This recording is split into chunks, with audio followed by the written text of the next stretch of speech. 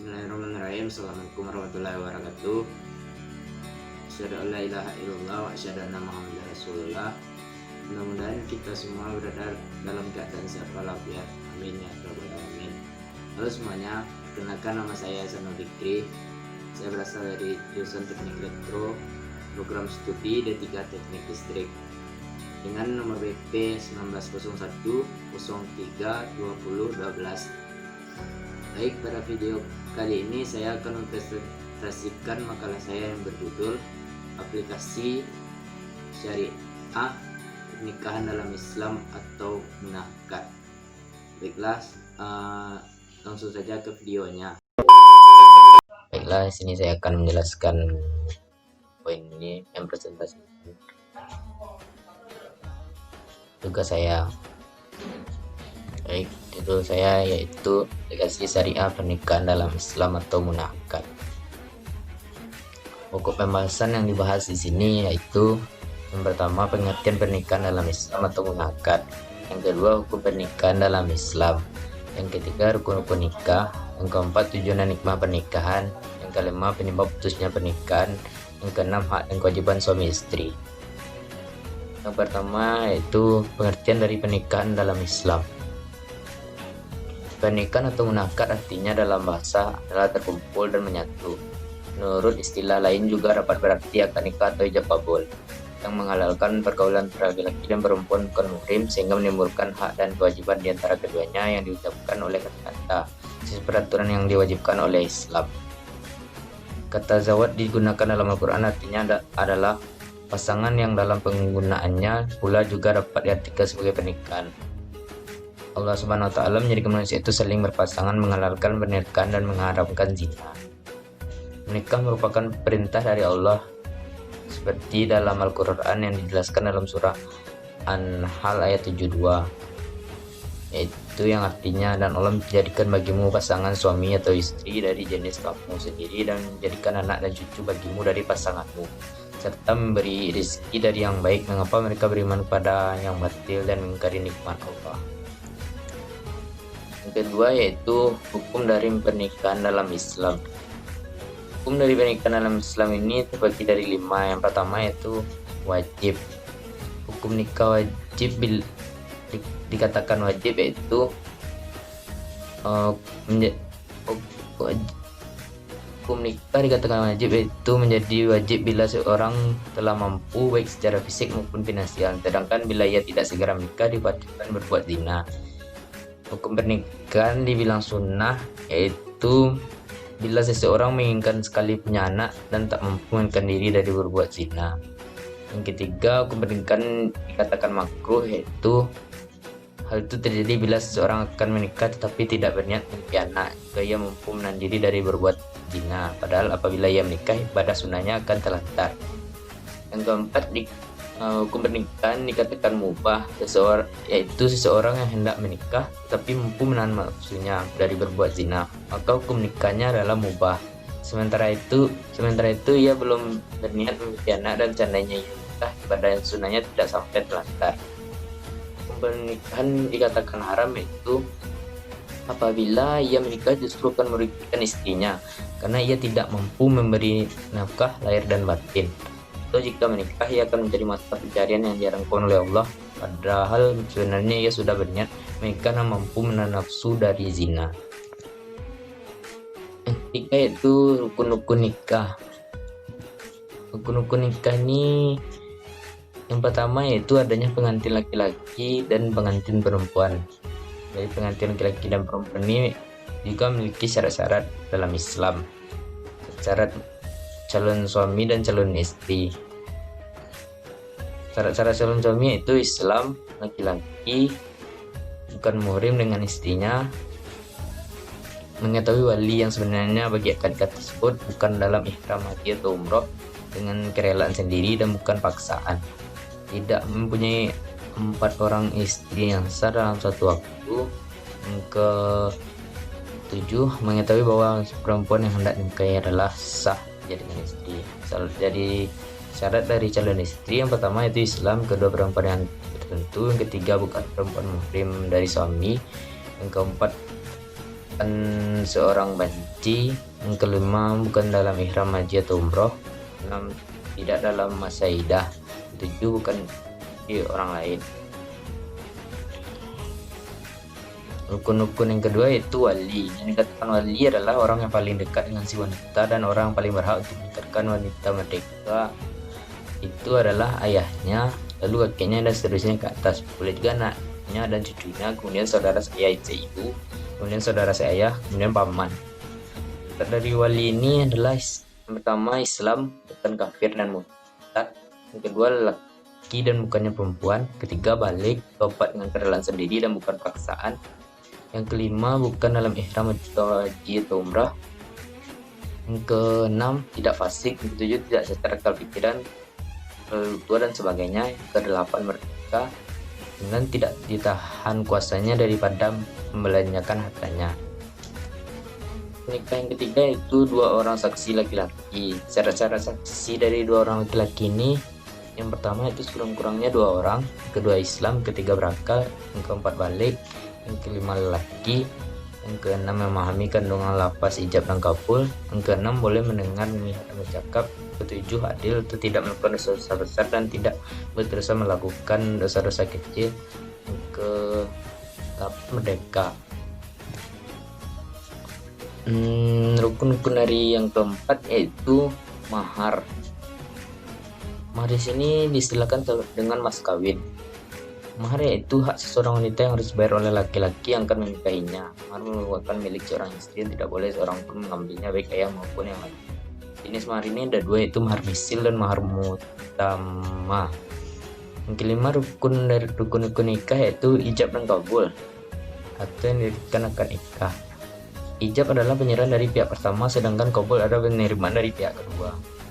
Ijab akad pernikahan ialah serangkaian kata yang diucapkan oleh wali nikah atau wakilnya dalam akad nikah untuk menikah calon istri atau wakilnya.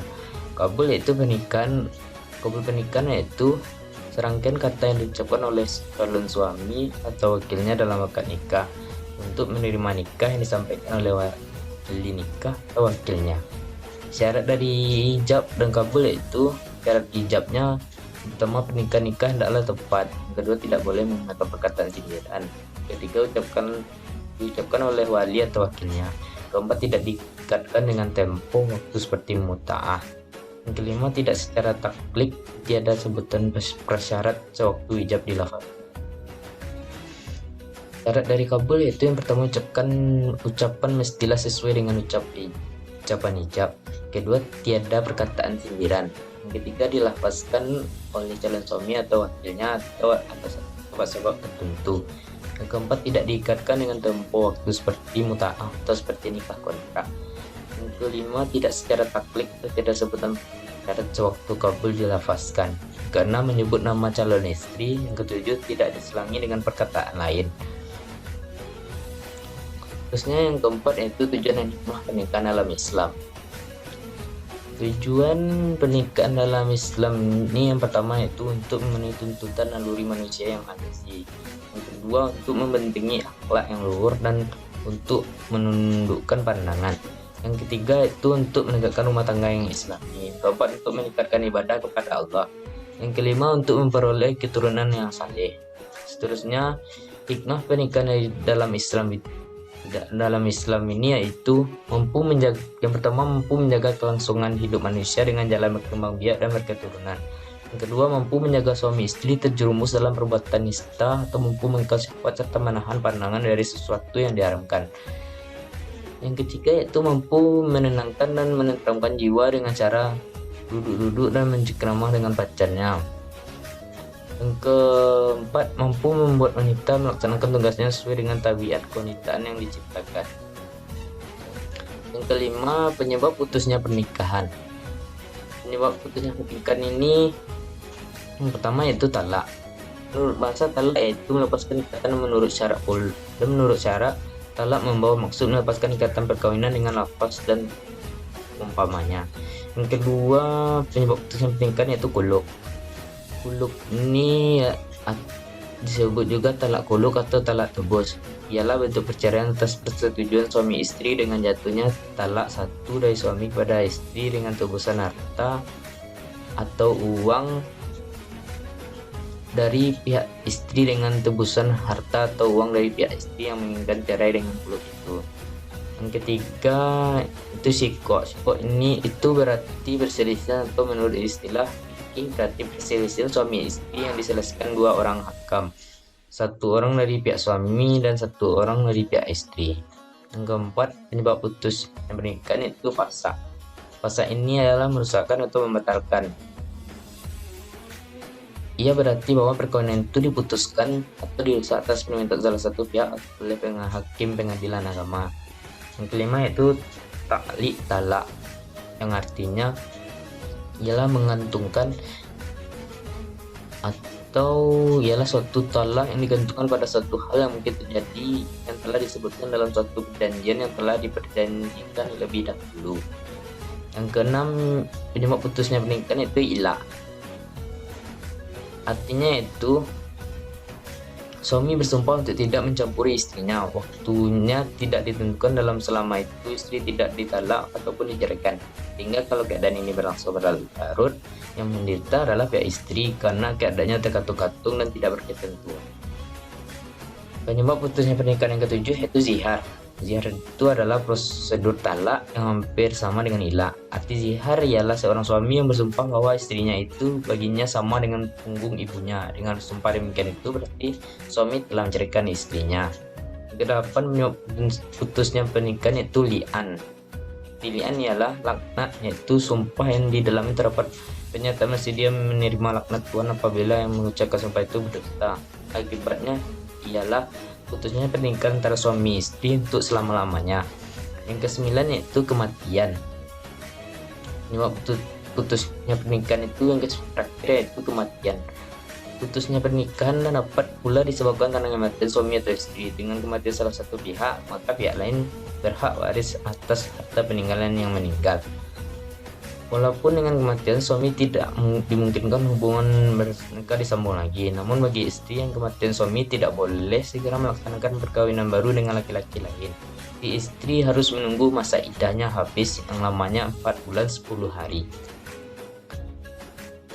Pembahasan yang terakhir yaitu hak dan kewajiban suami istri. Yang pertama, hak istri atas suami. Hak istri atas suami ini terbagi dua, yaitu yang pertama hak yang bersifat materi. Hak yang bersifat materi ini ya, contohnya yaitu seperti mahar dan nafkah. Yang kedua, hak yang bersifat non materi. Contohnya itu pertama mempergauli istri dengan baik, kedua menjaga istri, yang ketiga mencampuri istri. Yang B itu hak suami atas istri. Yang pertama hak suami atas istri ini yang pertama itu taat kepada suami, kedua tidak durhaka kepada suami, yang ketiga memelihara kehormatan dan harta suami, yang keempat berhias untuk suami. Yang C yaitu hak bersama suami dan istri. Contoh hak bersama suami dan istri ini yang pertama yaitu baik dalam berhubungan. Allah Subhanahu wa Ta'ala memerintahkan untuk menjaga hubungan baik antara suami dan istri. Yang kedua, adanya kehalalan untuk melakukan hubungan suami istri dan menikmati pasangan. Kehalalan ini dimiliki bersama oleh keduanya. Yang ketiga, adanya keharaman ikatan perbesanan. Keempat, tetapnya pewarisan antara keduanya setelah akad terlaksana. Apabila salah seorang dari keduanya meninggal setelah akad terlaksana, maka pasangannya menjadi pewaris baginya, meski mereka belum melakukan pencabulan. Yang kelima yaitu tetapnya nasab dari anak suami yang sah. Baiklah, sekian dari saya. Silakan komen dan subscribe channel YouTube saya. Sekian, terima kasih. Assalamualaikum warahmatullahi wabarakatuh.